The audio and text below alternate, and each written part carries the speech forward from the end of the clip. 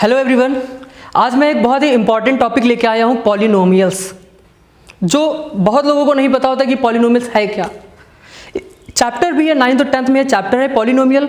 9th और 10th students के लिए ये तो बहुत ही ज़्यादा इंपॉर्टेंट है और 6 to 8 स्टूडेंट्स को भी जानना चाहिए कि ये पॉलिनोमियल है क्या। An expression of more than two algebraic terms, especially the sum of several terms that contain different powers of the same variable। इसका मतलब ये हुआ कि दो से ज़्यादा टर्म अगर लिखे हैं एक ही वेरिएबल के हैं, मतलब कि अगर x का है तो x का ही रहे, y का है तो y का ही रहे, टर्म जितने टर्म्स लिखे हों, मतलब कि दो नहीं आने चाहिए वेरिएबल, एक ही वेरिएबल होना चाहिए। एक ही वेरिएबल से जो इक्वेशन लिखी होगी उसको हम लोग पॉलिनोमियल बोलते हैं। अंडरस्टूड?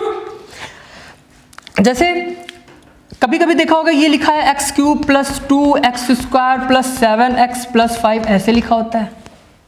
कभी तुमने देखा होगा कि 2x² प्लस 5 ही लिखा होता है। देखा होगा कभी सिर्फ x ही लिखा होता है या -2x² लिखा होता है। तो ये सब क्या है? ये सब पॉलिनोमियल हैं। लेकिन कौन सा पॉलिनोमियल? पॉलिनोमियल्स के भी टाइप होते हैं। तो पॉलिनोमियल्स के हम लोग टाइप देखेंगे,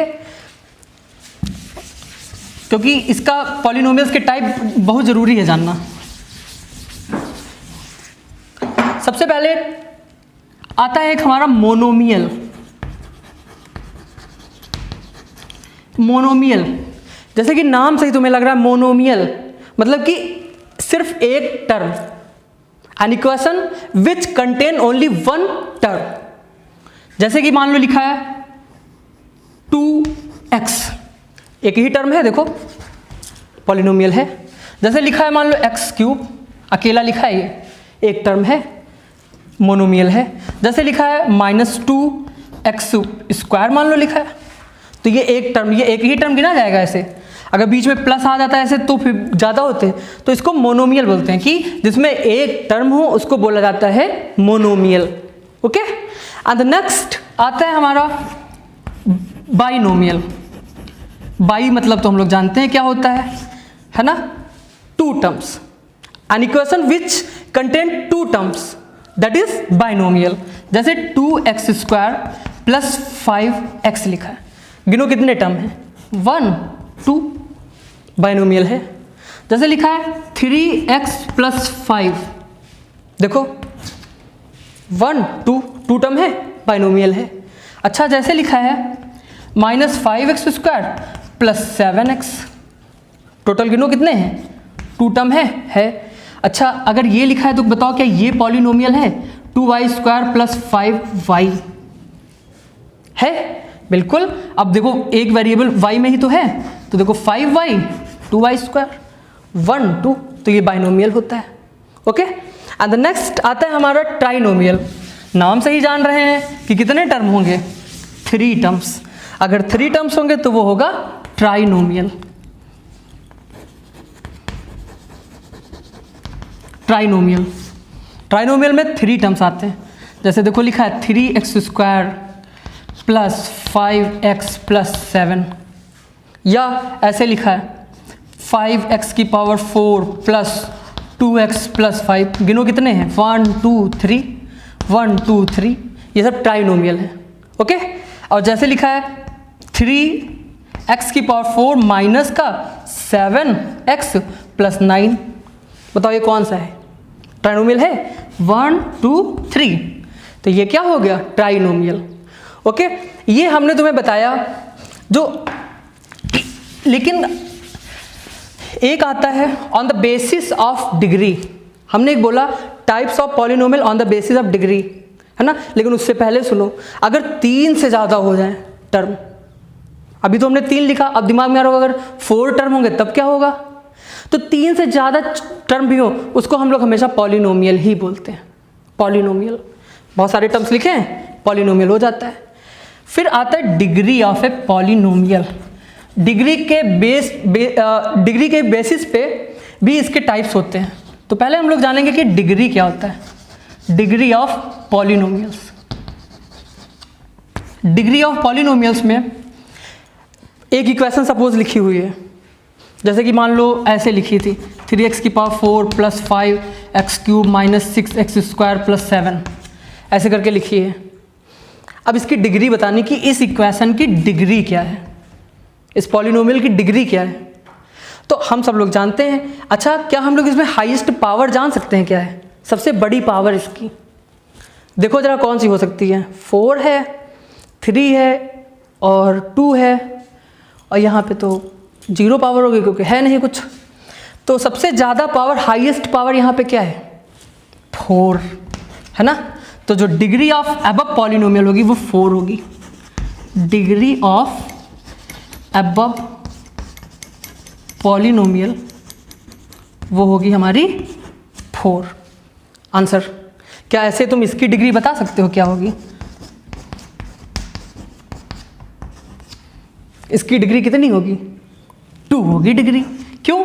देखो 2 है, 1 है, तो हाईएस्ट पावर इसकी कितनी है? हाईएस्ट पावर ऑफ x 2, तो इसकी जो डिग्री है वो क्या है?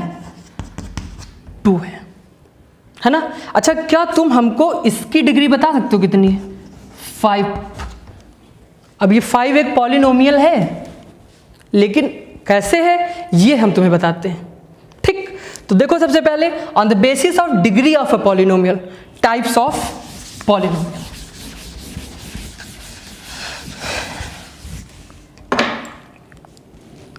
सबसे पहले आती है एक कांस्टेंट पॉलिनोमियल, जो अभी हमने लिखा था 5। Constant polynomial. कांस्टेंट पॉलिनोमियल में क्या होता है? नंबर लिखा होता है, उसकी कोई वैल्यू नहीं लिखी होती, सॉरी कोई वेरिएबल नहीं होता उसके साथ, सिर्फ एक अकेला नंबर होगा। जैसे 7 -5 कांस्टेंट पॉलिनोमियल है ये, या 9 ऐसे करके, ये सब कांस्टेंट पॉलिनोमियल है। इस कांस्टेंट पॉलिनोमियल की जो डिग्री होती है वो होती है 0। क्यों? देखो जरा, 7 लिखा था ना, हम जानते हैं, हमने तुमने अभी बताया था कि डिग्री क्या होती है? डिग्री वो होती है जो हाईएस्ट पावर हो। तो यहाँ पे कोई डिग्री है, यहाँ पे कोई लिखा ही नहीं था, तो क्या 7 × 1 लिख सकते हैं इसको? ध्यान देना। और यहाँ पे 7 × 1 की जगह पे क्या हम x की पावर 0 लिख सकते हैं? क्योंकि किसी की पावर 0 तो उसकी वैल्यू क्या होती है?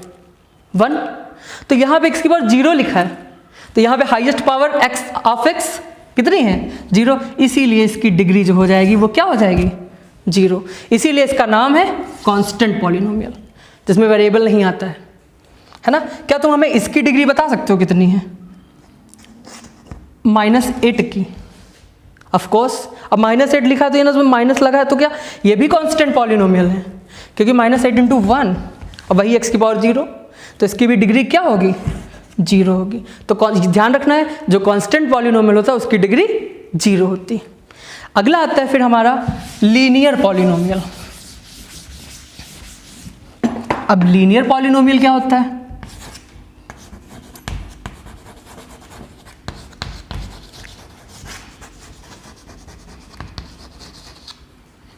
लीनियर पॉलिनोमियल है ना। तो लीनियर पॉलिनोमियल जो होती है उसकी डिग्री होती है 1। अगर कोई इक्वेशन लिखी है, कोई पॉलिनोमियल लिखी है, और अगर उसकी डिग्री 1 है, अगर उसकी डिग्री क्या है? 1, तो वो लीनियर पॉलिनोमियल होती है। जैसे देखो 3x + 7, चेक करो इसकी डिग्री कितनी है? एक ही x है जिसकी पावर 1 है, तो x की पावर 1 है ना, तो इसकी डिग्री तो 1 हो गई। और अगर डिग्री 1 है तो वो क्या हो जाएगा? लीनियर पॉलिनोमियल है ना। जैसे कि लिखा हुआ है -5x और +3। अब बताओ इसकी डिग्री, तो डिग्री इसकी तो 1, x की पावर देखना हमसे और कोई मतलब ही नहीं, तो यहाँ पे क्या हो जाएगा? Linear polynomial. जिसकी डिग्री 1, वो तुम्हें ध्यान रखना है कि वो क्या होगा? Linear polynomial. क्लियर? इसके बाद अगला आता है जो बहुत इंपॉर्टेंट है, अपने 10th स्टैंडर्ड में भी है, क्वाड्रेटिक पॉलिनोमियल है ना। तो हम इसकी स्टैंडर्ड फॉर्म लिख देते हैं। लीनियर पॉलिनोमियल की स्टैंडर्ड फॉर्म देखो, अगर तुम्हें इस तरीके से मिले ax + b के जैसा, मतलब कि a की वैल्यू कुछ हो सकती है, b की कुछ हो सकती है, लेकिन x हो, तो वो लीनियर पॉलिनोमियल होगा। तुम ऐसे भी याद रख सकते हो। आगे आता है फिर क्वाड्रेटिक इक्वेशन, क्वाड्रेटिक पॉलिनोमियल। ये क्या होता है? तुम्हें ध्यान रखना है कि जो अभी हमने हमने जो पॉलिनोमियल बताई पहले वो रिवाइज करो। कांस्टेंट पॉलिनोमियल जिसकी डिग्री कितनी होती थी? 0। इसके बाद बताया हमने लीनियर पॉलिनोमियल। लीनियर पॉलिनोमियल की डिग्री 1। लेकिन अब आता है क्वाड्रेटिक पॉलिनोमियल। इसमें तुम्हें ध्यान रखना है कि जिस इक्वेशन या जिस पॉलिनोमियल की डिग्री होगी 2 वो होगा क्वाड्रेटिक पॉलिनोमियल। जिसकी डिग्री 2 होगी वो क्वाड्रेटिक पॉलिनोमियल। जैसे यहाँ देखो 3x² + 5x + 7, देखो इसकी डिग्री कितनी है, 2 है, तो यहाँ पे क्वाड्रेटिक पॉलिनोमियल होगा। अच्छा, अगर ये जैसे लिखा है माइनस का 5x² और प्लस का 7, अब बताओ, अभी भी इसकी डिग्री 2 है क्योंकि हाईएस्ट पावर, तो ये भी क्वाड्रेटिक पॉलिनोमियल है। अच्छा, इसकी देखो जरा 2x² - 7x लिखा है, इसकी डिग्री देखो कितनी है, क्या है इसकी डिग्री, हाईएस्ट पावर 2, तो इसका मतलब है यहाँ पे ये क्वाड्रेटिक पॉलिनोमियल है। क्लियर? अच्छा, इसकी बता दो डिग्री 2 है, तो ये भी क्या होगी, क्वाड्रेटिक पॉलिनोमियल। क्लियर? इसके बाद आता है हमारा क्यूबिक पॉलिनोमियल। क्वाड्रेटिक पॉलिनोमियल की भी स्टैंडर्ड बता देता हूँ, ये तुम्हें ध्यान रखना है तो इससे और आसानी रहेगी।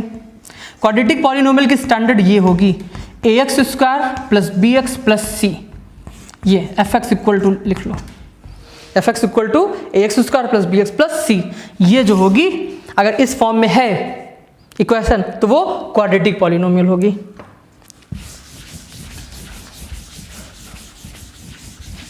अगला आता है क्यूबिक पॉलिनोमियल। क्यूबिक पॉलिनोमियल, जो क्यूबिक पॉलिनोमियल होती है, क्यूबिक से ही तुम्हें क्लियर हो रहा होगा कि क्यूबिक पॉलिनोमियल की डिग्री कितनी होनी चाहिए, 3। कितनी, 3। अगर कोई इक्वेशन है या पॉलिनोमियल है जिसकी डिग्री 3 है तो वो क्यूबिक पॉलिनोमियल होगा। ठीक, जैसे कि हम तुम्हें एग्जांपल देते हैं 3x³ + 2x² - 5x + 7, देखो जरा कितनी है डिग्री, 3 है क्योंकि highest power of this polynomial is 3, तो हाईएस्ट पावर इसकी 3 है तो इसलिए डिग्री क्या होगी, 3 होगी। अच्छा, जैसे कि इसमें हम एक और लिखते हैं, जैसे मान लो 7x³ - 5x + 2, अब बताओ इसकी डिग्री कितनी, 3 है, और जब इसकी डिग्री 3 है तो इसका मतलब ये क्या हो गया, क्यूबिक पॉलिनोमियल, क्योंकि इसकी डिग्री 3 है। क्लियर? तो इसकी भी स्टैंडर्ड याद रखो कि अगर इस स्टैंडर्ड में तुम्हें मिले ax³ + bx² + cx + d, ये ax³ + bx² + cx + d, अगर इस तरीके की तुम्हें फॉर्म मिले तो जान जाना कि ये क्यूबिक पॉलिनोमियल है। ओके, अगली आती है फिर, ये भी बहुत अच्छी इंपॉर्टेंट है, बाई क्वाड्रेटिक।